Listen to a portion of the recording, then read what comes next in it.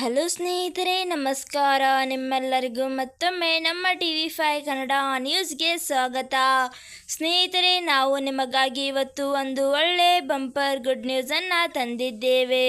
ಹೌದು ಸ್ನೇಹಿತರೆ, ದೇಶದ ರೈತರು 31,000 ಕೋಟಿ ರೂಪಾಯಿ ಬೆಳೆ ಸಾಲ ಮನ್ನಾ. ಹೌದು ಸ್ನೇಹಿತರೆ, ಸಂಪೂರ್ಣ ಮಾಹಿತಿಗೂ ಮುನ್ನ ನೀವು ಇನ್ನೂ ಆದರೂ ನಮ್ಮ ಚಾನಲ್ಗೆ ಸಬ್ಸ್ಕ್ರೈಬ್ ಮಾಡಿಲ್ಲವೆಂದರೆ ಈ ಕೂಡಲೇ ಸಬ್ಸ್ಕ್ರೈಬ್ ಮಾಡಿ.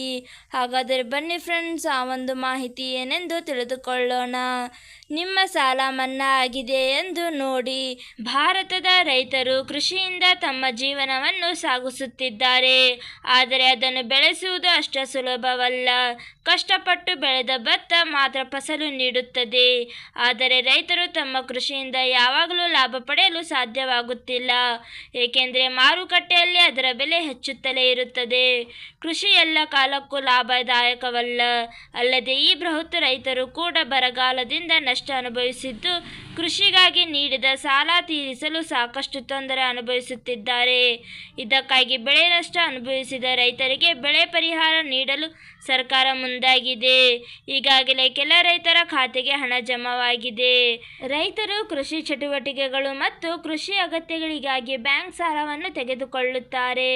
ಇದನ್ನು ಮರಳಿಕೊಡಲು ರೈತರಿಗೆ ಕಷ್ಟವಾಗಿದೆ. ಇದೀಗ ತೆಲಂಗಾಣ ಸರ್ಕಾರ ಅಲ್ಲಿನ ರೈತರಿಗೆ ಗುಡ್ ನ್ಯೂಸ್ ನೀಡಿದ್ದು, ಬೆಳೆ ಸಾಲ ಮನ್ನಾ ಮಾಡಿ ಹೊರಟಿದೆ.